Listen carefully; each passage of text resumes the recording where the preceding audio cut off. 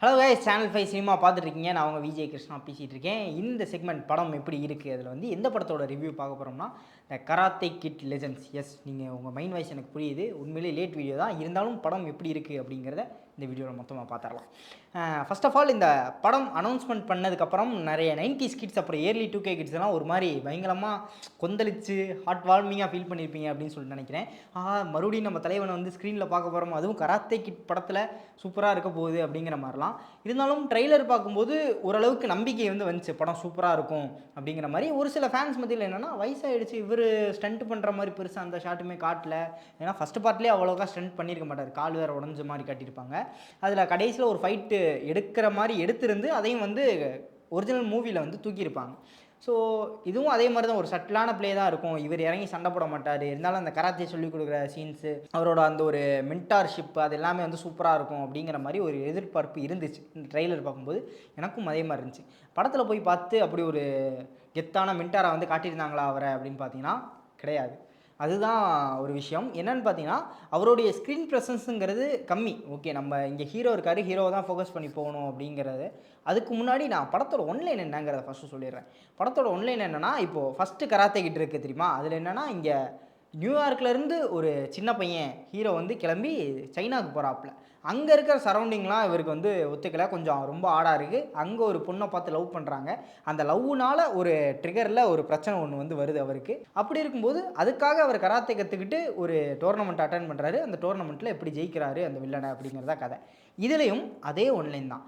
இங்கே என்னென்னா, சைனாவிலேருந்து ஒரு ஹீரோ வந்து இங்கே நியூயார்க்குக்கு வராரு. அவங்க அம்மாவுக்கு ட்ரான்ஸ்ஃபர் ஆனால் நியூயார்க்குக்கு வராரு. அங்கேயே அதே அம்மாவுக்கு ட்ரான்ஸ்ஃபர், இதுலேயும் அதே அம்மாவுக்கு ட்ரான்ஸ்ஃபர். நியூயார்க்குக்கு வராரு. இங்கே ஒரு பொண்ணை பார்த்து லவ் பண்ணுறாரு. அந்த லவ்னால் ஏற்பட்ட ஒரு சின்ன உரசலில் ஒரு வில்லன் வராப்பில்.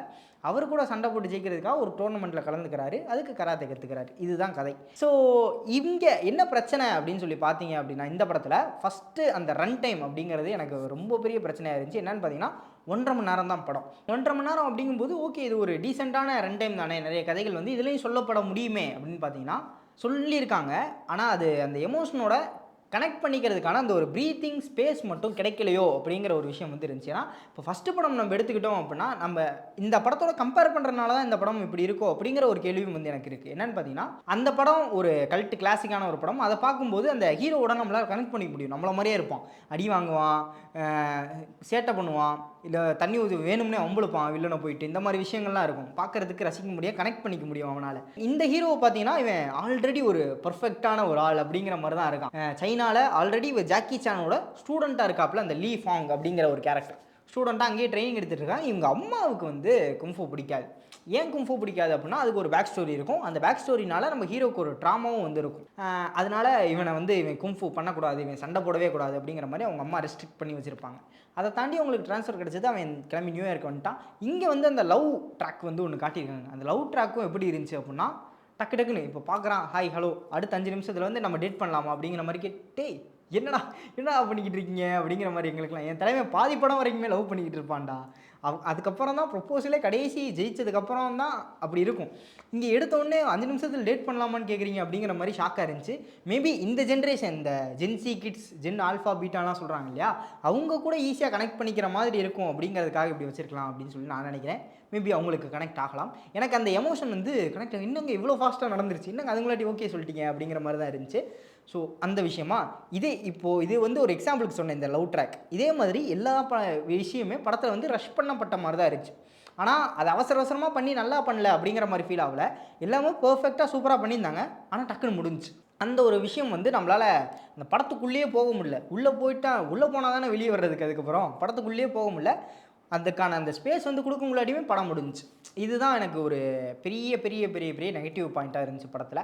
அதுக்கு அடுத்து பார்த்தீங்கன்னா, இந்த டைமிங், அந்த ஸ்பேஸ் கொடுக்கல அப்படிங்கிறத தாண்டி மற்ற எல்லாமே பாசிட்டிவாக தான் இருந்துச்சு எனக்கு படத்தில். ஜாக்கி சான் அவர்களோட கேரக்டர் மென்டாராக வராருன்னு சொல்லி சொன்னேன் இல்லையா, அதில் ஒரு மாதிரி ஸ்ட்ரிக்டான ஒரு மென்டாராக வருவார். அவரும் ஹார்ட் வந்து புரோக்கன் ஆகிருப்பார். அவரை இந்த வில் ஸ்மித்தோட பையன் ஜோர்டன் ஸ்மித்தும் வந்து எப்படி சரி பண்ணுறான், டீச்சர் வந்து ஸ்டூடெண்ட்டுக்கு சொல்லிக் கொடுக்குறா, ஸ்டூடெண்ட் டீச்சருக்கு சொல்லிக் கொடுக்குறாங்க அப்படிங்கிற மாதிரி ஒரு கதையாக தான் இருக்கும். இங்கே அந்த மாதிரி எதுவுமே கிடையாது. நம்மால் ஆல்ரெடி ட்ரெயின் பண்ணிக்கிட்டு இருக்காரு ஹீரோவை. அந்த மாதிரியான ஒரு பயங்கர ஜோவியலான ஒரு கேரக்டரை வந்து நம்ம ஜாக்கி சானை வந்து காட்டியிருக்காங்க. இதுக்கு முன்னாடி ரஷ் ஹார்ஸ் அப்படிங்கிற மாதிரி படத்துலலாம் வந்து நம்ம பார்த்துருப்போம். பயங்கர துருதுருன்னு இருப்பார் இந்த ராபி ஹுட் படத்துலலாம்.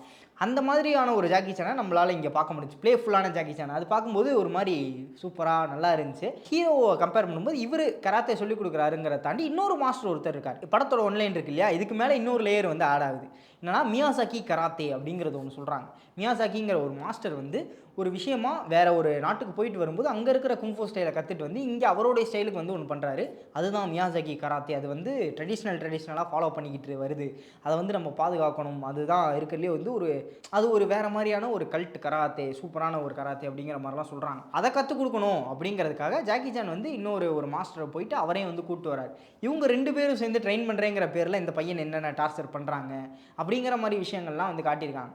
இதுக்கப்புறம் இவர் ஏன் இந்த கராத்தே, அவர் ஏன் அந்த இடத்துல ஃபைட் பண்ணணும் அப்படின்னு சொல்லி முடிவு எடுக்கிறாரு அப்படிங்கிற ஒரு விஷயம் என்னால் அது கனெக்ட் பண்ணிக்க முடியல. அந்த இடத்துல நீ ஃபைட் பண்ணுறது நீடா அப்படிங்கிற மாதிரி ஒரு விஷயம் தான் எனக்கு தோணுச்சு. ஏன்னா அந்த படம் பார்த்தீங்க அப்படின்னா ஹீரோ வந்து கற்றுக்கிட்டு சண்டை போட போயிருப்பாப்புல. அதுக்கு முன்னாடி வில்லன் வந்து ஓவர் பவர்டாக இருக்கனால ஈஸியாக ஹீரோ வந்து நம்ம ஜார்டன் ஸ்மித்தை வந்து அடிக்க போகும்போது ஜாக்கி சான் உள்ளே வந்து காப்பாற்றுவார். அதுக்கப்புறம் தான் வேணா நீ ரிங்கில் வந்து சண்டை போடு அப்படிங்கிற மாதிரி ஒரு விஷயம்லாம் நடந்து அதுக்கப்புறம் தான் இவர் கராத்தே ப்ரொஃபஷனலாக ஃபுல்லாக கற்றுக்கிட்டு அந்த டோர்னமெண்ட்டில் கலந்துக்கிற மாதிரி இருக்கும். இது வீம்புக்குன்னு கலந்துக்கிற மாதிரி இருக்கும் இந்த படத்தில். அப்படியா என் மாஸ்டர் வந்து இது பண்ணிட்டீங்களா, நான் வந்து டோர்னமெண்ட்டில் கலந்துக்கிறேன் அப்படிங்கிற மாதிரி இருக்கனால நான் தான் முன்னாடியே சொன்ன மாதிரி நம்மளால் கனெக்ட் பண்ணிக்க முடியல. அந்த ஒரு எலமெண்ட் வந்து மிஸ் ஆயிடுச்சு. அந்த விஷயமும் அந்த ஒரு ப்ரீத் ஸ்பேஸ் கொடுத்து இவருக்கு ஒரு காரணம், நான் இந்த டோர்னமெண்ட்டை கலந்துக்கிட்டே ஆகணும் அப்படிங்கிற மாதிரி ஒரு கம்பல்சரியான காரணம் இன்னும் கொஞ்சம் ஸ்ட்ராங்காக இருந்துருச்சு. ஒரு காரணம் இருக்குது கொடுத்துருக்காங்க. இன்னும் கொஞ்சம் ஸ்ட்ராங்காக இருந்துருந்துச்சு அப்படின்னா ரொம்ப நம்புற மாதிரி இருந்திருக்கும் அப்படின்னு சொல்லிட்டு தான் நான் நினைக்கிறேன். அகைன் நான் முன்னாடி சொன்ன மாதிரி இப்போ இருக்க ஜென்ரேஷன் கிட்ஸுக்கு வந்து இது கனெக்ட் ஆகிறதுக்கான வாய்ப்பு அதிகமாக இருக்குது. எனக்கு பர்சனலாக கனெக்ட் ஆகலை. இதுக்கடுத்து முக்கியமான விஷயம் என்னென்னா நம்ம ஹீரோ வந்து கொஞ்சம் ஓவர் பவர்டாக காட்டுனது. அந்த படத்தில் நமக்கு ரொம்ப ஒர்க்கானது என்னென்னா ஹீரோ வந்து ஒரு அண்டர்டாக். அவனுக்கு ஒன்றுமே தெரியாது. அப்போ தான் கராத்தேங்கிற ஒரு விஷயத்தை கற்றுக்க ஆரம்பிப்பான். இங்கே இவர் ஆல்ரெடி வந்து ஜாக்கி சானோட ஒரு ஸ்டூடெண்ட். அப்படி இருக்கும்போது இங்கே வந்து அவர் அந்த ஸ்டைலில் மட்டும் ஆல்ட்ரு மட்டும் தான் பண்ண போகிறாரு. கடைசி டோர்னமெண்ட்லாம் வரும்போது நமக்கே வந்து ஒரு ஃபீல், ஐயோ இவன் எப்படி தப்பிக்க போகிறான், இவன் உயிர் பொழப்பானா, கொன்றுவாங்களா இல்லை ஜெயிச்சிருவானா அப்படிங்கிற ஒரு பதட்டம் வந்து ஃபஸ்ட்டு பார்ட்டில் இருந்திருக்கும். இங்கே அப்படிலாம் எதுவும் கிடையாது. நீங்கள் ஜாலியாக கால் நீட்டி உட்காந்துட்டு எப்படியும் ஜெயிச்சிருவான் அப்படிங்கிற மாதிரி ஒரு எண்ணம் வந்து நமக்கு வந்துடுது. ஏன்னா ஸ்டார்டிங்கில் இருந்தே ஹீரோ வந்து கொஞ்சம் ஓவர் போடா, இவனுக்கு எல்லாமே தெரியும் அப்படிங்கிற மாதிரி தான் காட்டிகிட்டு இருப்பாங்க. அந்த ஒரு விஷயம் வந்து எனக்கு அந்த ஒரு டென்ஸ் வந்து ஃபீல் ஆகலை. ஆனால் என்ஜாய் பண்ணுற மாதிரி இருந்துச்சு. ஸ்டண்ட்டு நான் சொல்லி ஆகணும். படம் ஃபுல்லாக நிறைய ஸ்டண்ட் சீக்வன்ஸ் இருக்குது, ஃபைட் சீக்வன்ஸ் இருக்குது. அது எல்லாமே சூப்பராக கொரியோ பண்ணியிருக்காங்க. அதுவும் ஒரு கிக்கு வந்து ப்ராக்டிஸ் பண்ணிருப்பார் ஹீரோ கடைசி, அதே மாதிரியே ஒரு ஃபைனல் கிக். அந்த கிக்கும் வந்து சூப்பராக ஒர்க் ஆகிருந்துச்சு அப்படின்னு சொல்லலாம். அந்த ஸ்டண்ட் வந்து உண்மையிலே சூப்பராக இருந்துச்சு. ஓவராலாக பார்த்தீங்க அப்படின்னா நம்ம நாஸ்டாலஜிக்காக ஃபீல் பண்ணி அப்படி பயங்கரமாக கைத்தட்டி கனெக்ட் ஆகி அழுகிற மாதிரியான படமாக இது அப்படின்னு பார்த்தீங்கன்னா அப்படிலாம் இல்லை. நல்லா ரிலாக்ஸாக ஆடியன்ஸை ஃப்ரெண்ட்ஸ் எல்லாம் கூட்டிகிட்டு போய் ஜாலியாக ஓகே ஒரு சூப்பரான படம் பார்த்துட்டு வந்தோம் அப்படிங்கிற ஒரு ஃபீலோட ரிலாக்ஸாக சில்லாக பார்த்துட்டு வரக்கூடிய ஒரு படம் தான் இந்த கராத்தே கிட் லெஜெண்ட்ஸ் அப்படிங்கிற மாதிரி சொல்லலாம். நீங்கள் எத்தனை பேர் இந்த படத்தை பார்த்துருப்பீங்க? கண்டிப்பாக ரொம்ப நாள் ஆச்சு ரிலீஸ் ஆகி, பார்த்துருக்க வாய்ப்பு இருக்கும். அப்படி பார்த்துருந்தீங்க அப்படின்னா இந்த படத்துக்கான உங்களோட ரிவ்யூ என்ன அப்படிங்கிறத மறக்காம கீழே கமெண்ட் பண்ணிட்டு அந்த லைக் பட்டனை தட்டிடுங்க. இதே மாதிரி இன்னொரு ஆசமான வீடியோவில் உங்களை வந்து சந்திக்கிறவரை விடைபெற்றுக் கொள்வது நான் உங்கள் விஜய் கிருஷ்ணா. Signing off.